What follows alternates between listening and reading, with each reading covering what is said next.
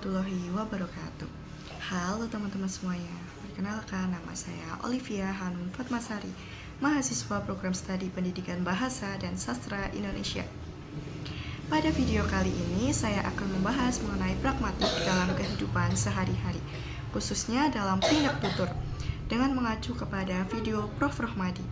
So, simak video selanjutnya.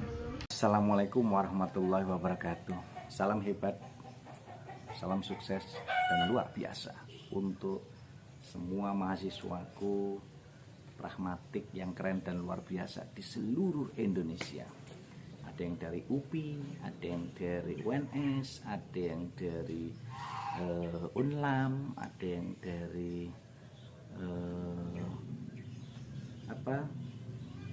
kampus di Siliwangi dan kampus-kampus lain di seluruh Indonesia. Semoga selalu sehat, sukses dan tercapai semua cita-cita dan rencana yang diinginkan. Teman-temanku yang hebat dan luar biasa, kita menindaklanjuti topik yang kemarin kita bahas mengenai implikatur dan peranggapan, ya. Jadi saat ini kita akan bahas bagaimana implementasi implikatur dan peranggapan itu di beberapa ranah, baik di ranah keluarga, kemudian ranah masyarakat dan juga ranah pendidikan. Bisa juga ada ranah pemerintahan. Jadi sebenarnya dimensi pragmatik itu bisa dilihat dari beberapa konteks. Nah teman-teman, berdasarkan penjelasan Prof. Rohmadi, pragmatik merupakan kajian yang menekankan pada pemahaman maksud penutur di balik ujaran yang disampaikan dengan melibatkan konteks tuturan.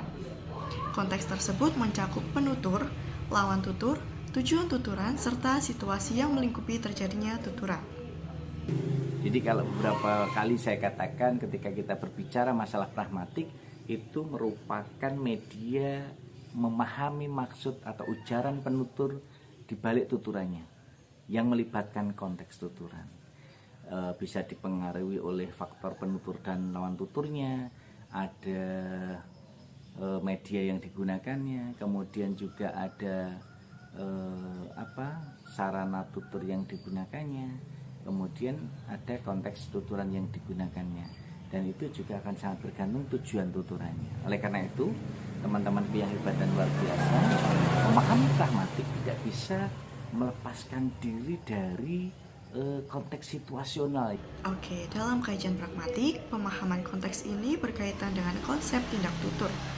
Tindak tutur terdiri atas tindak tutur lokusi, ilokusi, dan perlokusi, yang masing-masing menunjukkan apa yang diucapkan, maksud penutur, serta dampak yang ditimbulkan pada lawan tutur. Mengapa demikian? Sebagai contoh, seorang ibu meminta bantuan kepada anaknya, itu dengan kalimat misalnya, Mas Marvan, tolong diambilkan secangkir teh. Nah, Mas Marvan minta tolong ibu diambilkan secangkir teh. Kalimat ini sangat halus. Bisa juga, Van, tolong ambilkan teh. Atau bisa, Marvan, teh satu cangkir. Nah, nada-nada itu akan berbeda dengan apa yang disampaikan. Maksud ujaran yang disampaikan dengan nada standar, nada sedang, kemudian nada tinggi, itu mempengaruhi maksud tuturan dalam implikatur yang disampaikan oleh seorang penutur. Sehingga lawan tutur akan bisa memperanggapkan, mempradugakan. Sebagai contoh lainnya, dalam kehidupan sehari-hari, ketika seseorang mengatakan, lampunya mati ya, secara lokusi, penutur menyatakan kondisi lampu. Namun, secara ilokusi, penutur bermaksud meminta lawan tutur untuk menyalakan lampu tersebut. Perlokusi dari tuturan tersebut adalah lawan tutur kemudian menyalakan lampu tersebut.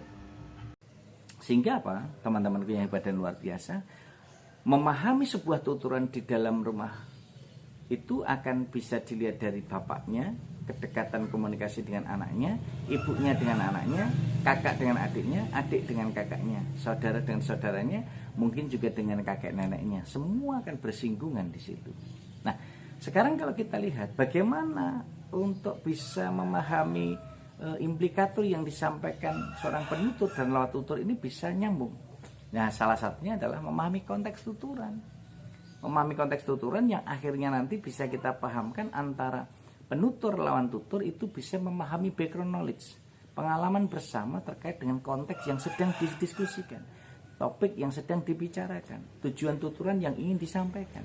Nah, disitulah sebenarnya seorang penutur itu betul-betul mampu memprediksikan apakah lawan tutur itu paham atau tidak.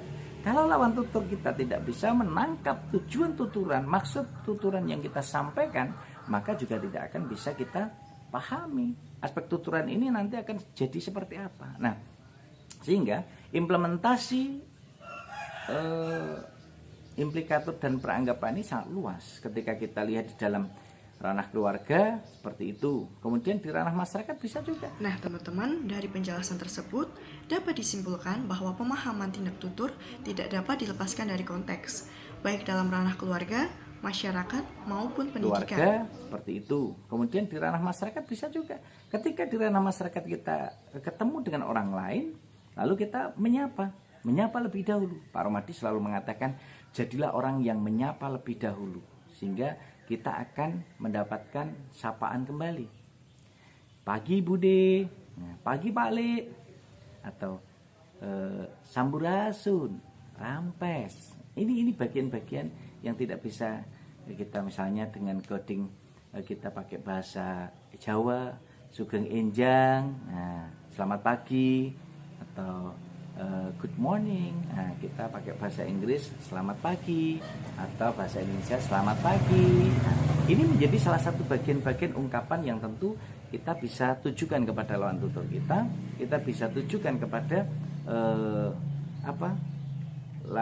mitra tutur kita atau partisipan tutur kita, sehingga semua bisa nyambung dan komunikasi ini akan bisa bersinergi bersama.